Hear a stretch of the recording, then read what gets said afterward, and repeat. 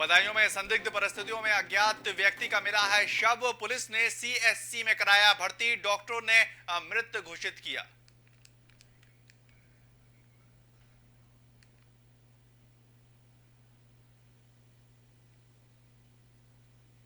अलीगढ़ से सनसनीखेज मामला निकलकर आया है सामने। घर के बाहर हुई लूट का 14 महीने बाद भी नहीं हुआ कोई भी खुलासा।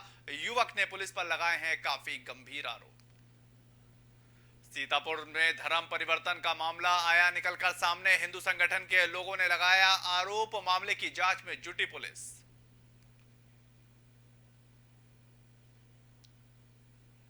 बस्ती पुलिस को चोरों ने दी खुली चुनौती। गैस कटर से काटकर एटीएम से पैसे निकालकर ले गए चोर। पुलिस से कर रही है पूरे मामले की जांच पड़ताल।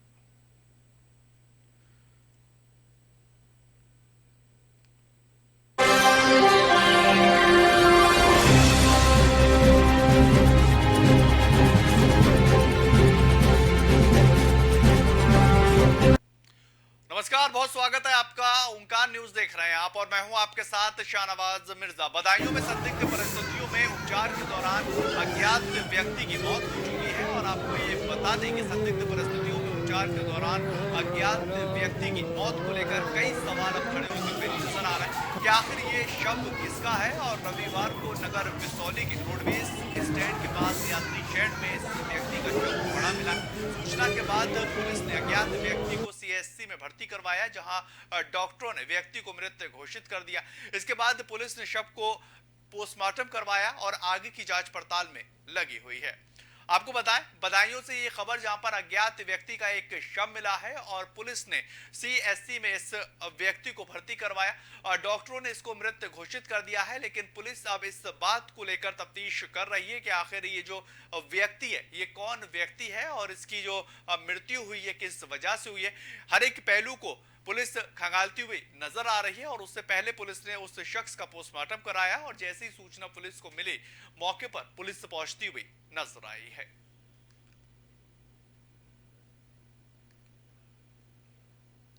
बात जनपद अलीगढ़ की करें तो 19 दिसंबर को सैलून के बाहर बैठे मोबाइल लूट के शिकार हुए पीड़ित युवक ने 14 महीने बाद थाने पर लूट की एफआईआर दर्ज न होने और लूट की एफआईआर पुलिस के द्वारा बदलने के चलते पुलिस की कार्यप्रणाली पर एक बड़ा सवालिया निशान खड़ा किया।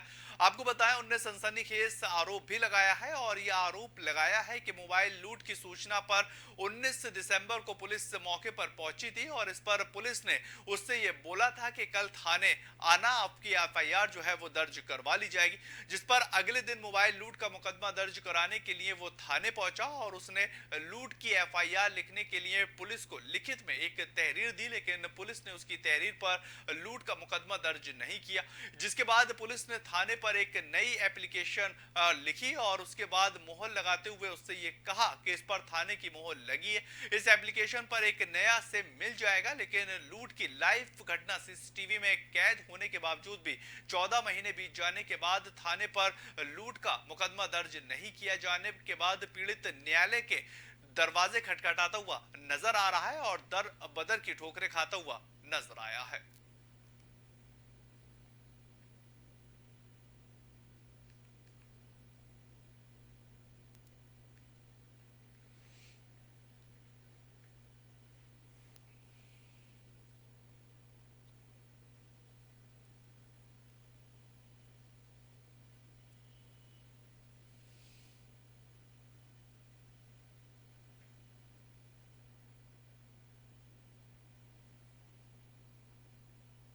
बैठा था 2 लड़के आए और मोबाइल छीन के भाग गए। उसके बाद में वो पुलिस वाले आए, पुलिस वालों को बुलवाया था तो उन्होंने वो बोले कि कल आ जाना आप थाने में और एफआईआर लिख जाएगी आपकी। उसके बाद में मैंने एक तहरीर भी दी थी उनको, मैं लिख के ले गया। तहरीर में क्या लिख के दिया? तहरीर में ये लिख के दिया था कि लूट हुई है मेरे साथ, मैं बाहर बैठा था। फिर क्या हुआ? पुलिस ने क्या किया? फिर उन्होंने एक कागज़ पे साइन करके मोहर लगा के उन्होंने शामली से आ रही है। शामली में शीतलहर के चलते शामली डीएम जसजीत कौर ने शामली के रैन बसेरा का निरीक्षण किया और इसमें उन्होंने दिशा निर्देश दिए हैं और रैन बसेरों में रहने वाले यात्रियों से भी बातचीत की है, जिसमें उन्होंने रैन बसेरा में रहने वाले यात्रियों से व्यवस्थाओं के बारे में पूछा और जगह जगह अलाव की व्यवस्था का जायजा लिया। शामली डीएम जगजीत कौर के निर्देश ये दिए हैं कि किसी के पास अगर आधार कार्ड नहीं है उसके बावजूद भी उसको रोकने की व्यवस्था की जाए। और शामली जनपद में अब तक डीएम जगजीत कौर ने 3700 कंबल वितरित किए। आपको बताएं, जिला प्रशासन शामली जो है वो लगातार ये कोशिश कर रहा है कि जिस तरह से ठंड का मौसम चल रहा है उसमें किसी भी बेघर को जो है ठंड की वजह से परेशानी ना हो। और एक बड़ी अच्छी पहल शामली जिलाधिकारी की तरफ से की गई है कि आधार कार्ड अगर किसी का नहीं भी है तब भी आप उसको कंबल वितरित करें। और इस पड़ती ठंड को देखते हुए अलाव भी जगह जगह जलाए जा रहे हैं। प्रशासनिक अधिकारी लगातार इस बात की मुहिम में लगे हुए हैं कि लोगों की जान के साथ खिलवाड़ ना हो सके और ज्यादा से ज्यादा लोगों की इसमें मदद की जा सके। आपको बताएं, शामली डीएम ने इससे पहले रैन बसेरों का निरीक्षण किया और बेसहारा लोगों के लिए बने तमाम उन चीजों को आगे लेकर आए हैं जिससे उनकी जान जो है वो सुरक्षित हो सके। और डीएम ने 3700 कंबल जो है वो वितरित किए और उन्होंने साफ तौर पर निर्देश ये दे दिया है कि अगर किसी के पास आधार कार्ड या कोई पहचान पत्र नहीं है उसके बावजूद भी उस शख्स को कंबल दिया जाना चाहिए ताकि वो इससे कड़कड़ाती हुई ठंड में बच सके।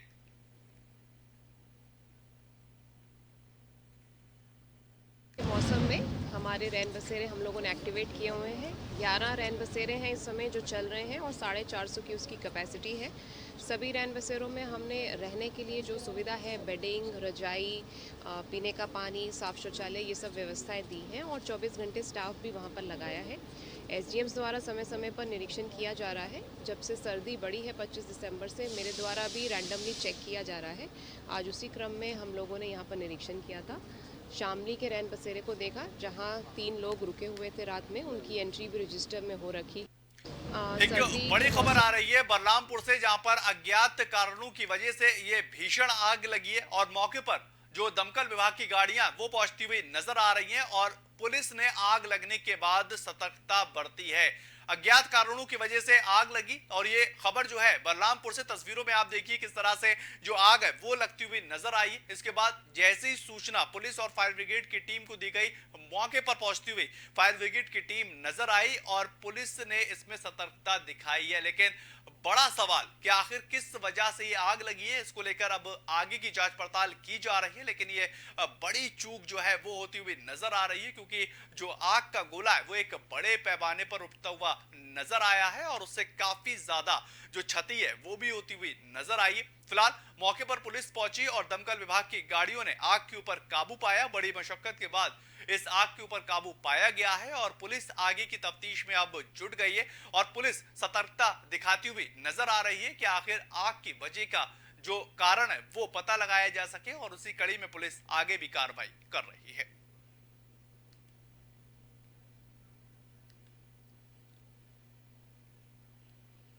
उधर बात बस्ती जिले की करेंगे, जहां पर कप्तानगंज थाना क्षेत्र के कप्तानगंज चौराहे पर पुलिस सहायता केंद्र से 300 मीटर की दूरी पर कप्तानगंज एसबीआई बैंक की एटीएम को चोरों ने अपना निशाना बनाया।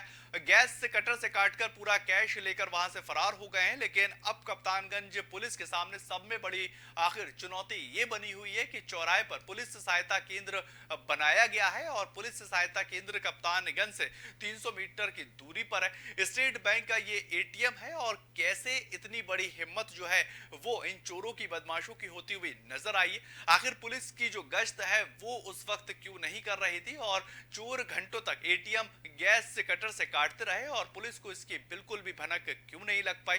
कप्तानगंज पुलिस की गश्त की हकीकत खुलती नजर आई है। हालांकि अब इस पूरे मामले को लेकर पुलिस आगे की जांच पड़ताल तेज करती हुई नजर आ रही है। लेकिन बड़ा सवाल इसलिए कि पुलिस की चौकी और पुलिस की जो यूनिट है वहां पर बैठती हुई नजर आती है और उसके बावजूद भी चोरों के हौसले इतने बुलंद के सीधे तौर पर पुलिस को चुनौती देते हुए नजर आए हैं। और जिला बस्ती की यह खबर आपको बता रहा है। दरअसल घंटों जो कटर है उससे काटते रहे और चोर जो है वो उस एटीएम को काटते रहे और पुलिस वहां पर सोती रही। ये एक बड़ा सवाल है, लेकिन बड़ा सवाल इस लिहाज से बनता हुआ नजर आ रहा है कि उत्तर प्रदेश के अंदर कानून व्यवस्था दुरुस्त हो, चोरों के हौसले जो हैं वो पस्त होते हुए नजर आए, लेकिन पुलिस सोती है और चोर जो है वो मस्त रहते हैं और अपनी इन घटनाओं को अंजाम देते हुए नजर आते हैं। काल 5:30 बजे थाना कप्तानगंज थाना प्रभारी को ये सूचना मुंबई से प्राप्त हुई कि उनके यहाँ के SBI ATM से अलार्म बज रहा है। इस सूचना पर थाना कप्तानगंज के थाना प्रभारी आकर के अपने थाना क्षेत्र के तीनों SBI ATM पर उन्होंने चेकिंग करी और तीनों SBI ATM में किसी प्रकार की कमी या किसी प्रकार की घटना की संभावना उनके द्वारा नहीं पाई गई। आज 10 जनवरी की प्रातःकाल 5:30 बजे थाना कप्तानगंज थाना प्रभारी को ये सूचना मुंबई से प्राप्त हुई कि उनके यहाँ के SBI ATM से अलार्म बज रहा है। इस सूचना पर थाना कप्तानगंज के थाना प्रभारी आकर के अपने थाना क्षेत्र के तीनों SBI ATM पर उन्होंने चेकिंग करी और तीनों SBI ATM में किसी प्रकार की कमी या किसी प्रकार की घटना की संभावना उनके द्वारा नहीं पाई गई। खबर पीलीभीत से आ रही है, जहां पर पीलीभीत के थाना हजारा क्षेत्र में पड़ने वाले ग्राम रामनगर में रह रहे डॉक्टर का बीते 7 जनवरी को अपने ही घर के कमरे में शव खून से लथपथ मिला है और इसकी सूचना थाना हजारा पुलिस को दे दी गई है। आपको बताएं कि परिजनों की तहरीर के आधार पर पुलिस की ओर से हत्या की धारा 302 के तहत मुकदमे को दर्ज कर लिया गया है और घटनास्थल पर फॉरेंसिक टीम की तरफ से जांच पड़ताल की गई है और शव को पोस्टमार्टम के लिए भेज दिया गया है और इसमें पुलिस अधीक्षक अतुल शर्मा टीमों का गठन करते नजर आए हैं और घटना का खुलासा किया गया और साथ ही हत्या करने वाले अभियुक्त को मुखबिर की सूचना पर गिरफ्तार कर लिया गया है और हत्या करने वाले अभियुक्त के पास से हत्या करने का जो हथियार है वो भी खून से लथपथ मिला। पुलिस ने उसको भी आगे बरामद किया है और अभियुक्त को न्यायालय भेज दिया गया। आगे की तफ्तीश भी पुलिस से कर रही है कि आखिर कौन कौन लोग और किस वजह से इस हत्या को अंजाम दिया गया। खबर पीलीभीत से पुलिस ने इस हत्या का खुलासा किया और आरोपी को गिरफ्तार कर लिया है और आगे की भी तफ्तीश पुलिस कर रही है कि आखिर किस वजह से इस हत्या को अंजाम दिया गया है। कोई आए थे और 3 तारीख से इनके परिवार वाले इनसे संपर्क नहीं कर पा रहे थे, जिसके परिवार वालों ने सूचना 7 तारीख को अगर दी थी, जिसके बाद इनका घर जो जहाँ पर आए हुए थे वहाँ पर ताला तोड़ कर देखा गया तो उनकी डेड बॉडी 7 तारीख को मिली थी, जिसमें कि हमारी पुलिस टीम द्वारा क्षेत्राधिकारी पूरनपुर के अंतर्गत इस चीज़ को लेकर इसमें विवेचना की जा रही थी और इसी में 2 दिन में ही इसका अनावरण किया गया है। इनके यहाँ उसी गांव का संतला नाम का व्यक्ति जो कि काम करता था उसके द्वारा इस घटना को कारित किया गया 3 और 4 की रात को। यमुना एक्सप्रेस वे की करेंगे। यमुना एक्सप्रेस वे के सफर करने वालों के लिए दरअसल एक अच्छी खबर आ रही है। यमुना एक्सप्रेस वे के 8 लेन का जो है वो कर दिया जाएगा। फिलहाल यमुना एक्सप्रेस वे 6 लेन का है। लगातार बढ़ रही वाहनों की संख्या को लेकर ये अब फैसला लिया गया है और जल्दी यमुना एक्सप्रेस वे को 8 लेन बनाने का कार्य शुरू हो जाएगा।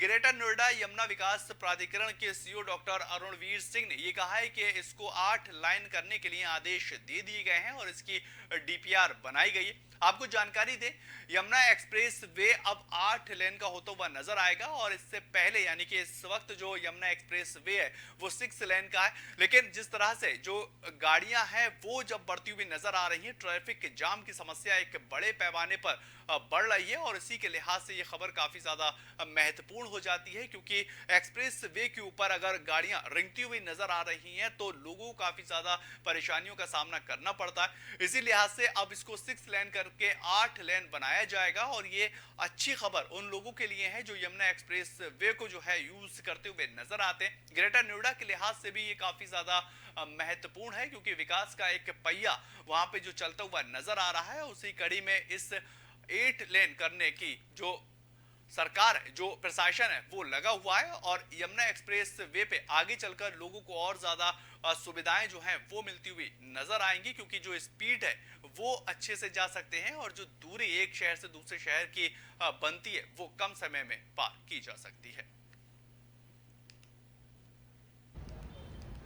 0 पॉइंट पे जो कल घटना हुई जिसकी वजह से लोग गंभीर रूप से घायल हुए, उसके बारे में संज्ञान लेते हुए एक रिपोर्ट मांगी गई थी, जिसमें कि जो मेंटेनेंस, रिपेयर और ऑपरेशन के लिए जो संस्था उत्तरदायी है, जो कंसेशनर है जेपी इंफ्राटेक लिमिटेड, उसके आईआरपी ने हमको रिपोर्ट सबमिट की और वो आए भी थे। उन्होंने अवगत कराया कि ये साइड में जो ऊंचाई है, जो ब्रेकर्स हैं लगाए गए हैं और जो बीम लगाई गई है मीडियन बीम, उसकी ऊंचाई वो है 500 सेंटीमीटर यानी आधा मीटर है।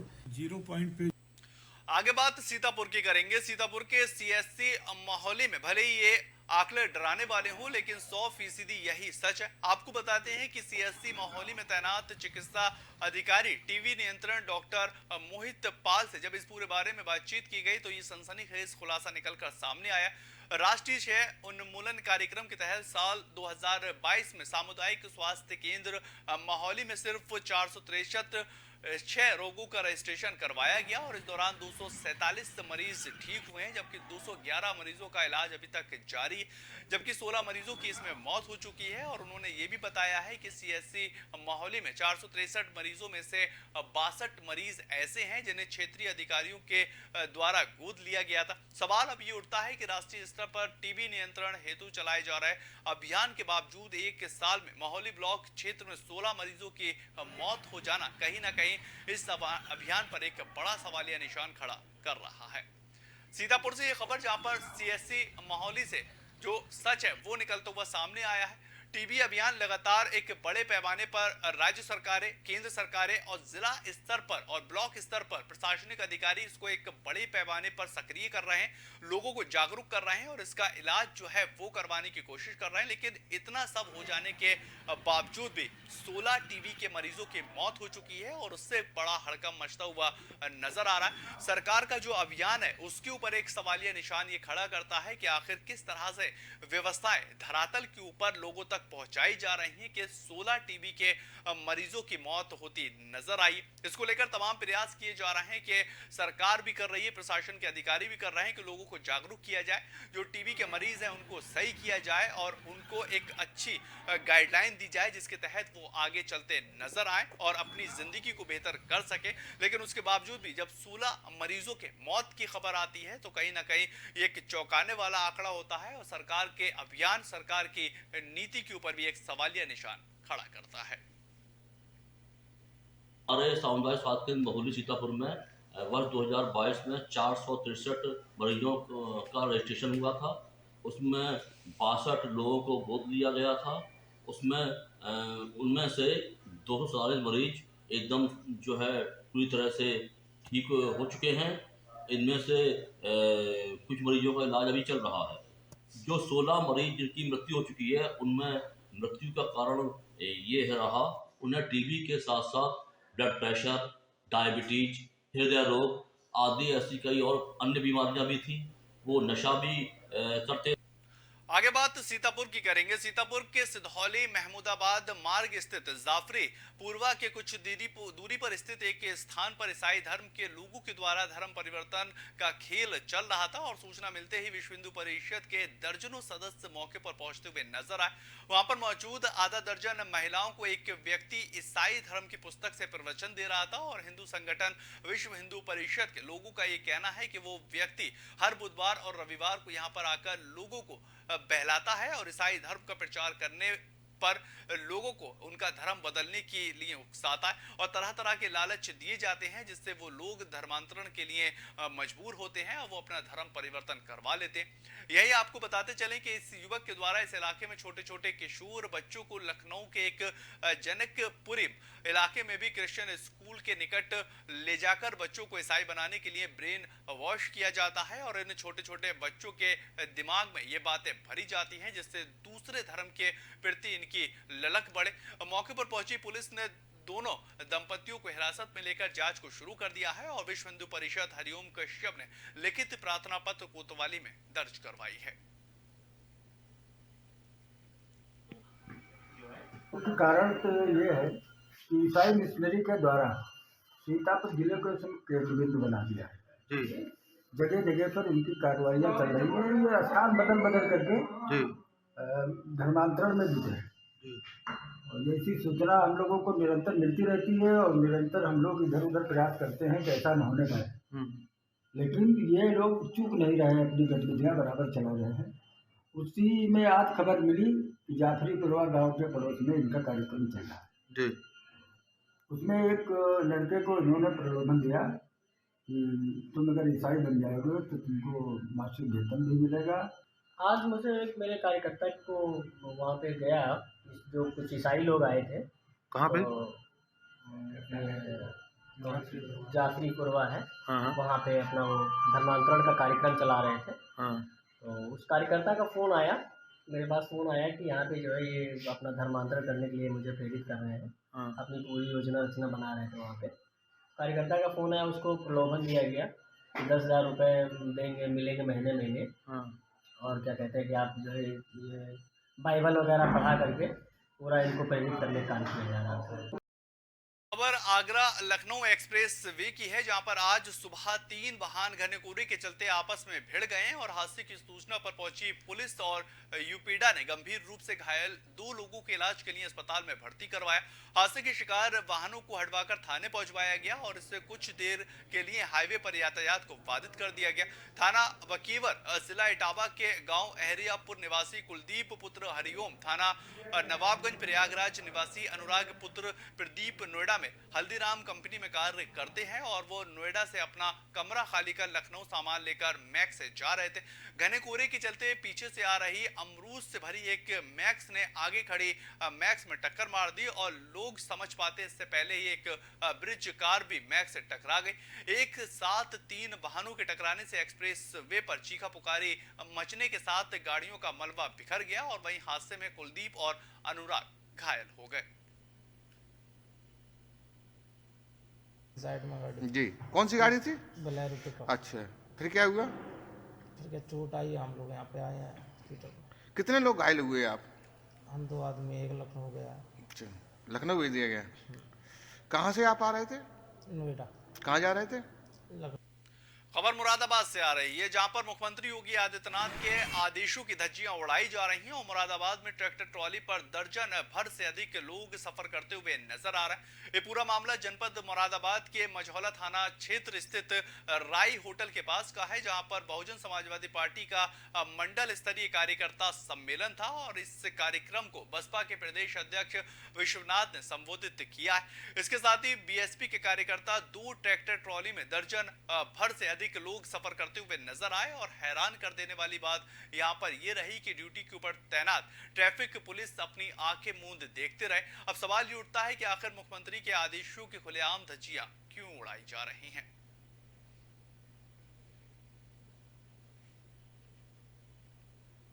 खबर औरैया से, जहां पर समाजवादी पार्टी और भारतीय जनता पार्टी आमने सामने आई है और आपको बताएं कि समाजवादी पार्टी के नेता मनीष जगन अग्रवाल की गिरफ्तारी के बाद पूरी समाजवादी पार्टी सक्रिय हो गई और इसके बाद समाजवादी पार्टी धरना देने की बात कहती नजर आई, जिसके बाद भारतीय जनता पार्टी की युवा मोर्चा के नेता का एक बड़ा बयान निकलकर सामने आया।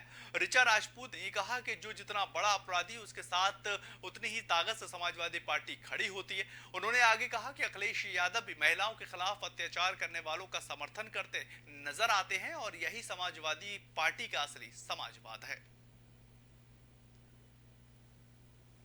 होता है कि कोई ना कोई चर्चा बनी रहती है, कोई ना कोई वाद विवाद पक्ष विपक्ष होता रहता है। उससे ही संबंधित एक ट्वीट रहा था जो योगी सरकार पे अखिलेश जी ने सवाल किया था, एक टॉयलेट की फोटो पोस्ट करके। उसका ही जवाब देते हुए मैंने उनके सवाल का जवाब दिया था।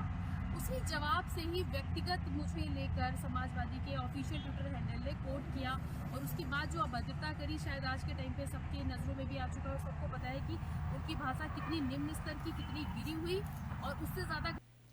चलिए फिलहाल इस बुलेटिन में इतना ही। ताज़ा खबरों के लिए आप लगातार बने रहें ओकार न्यूज़ के साथ।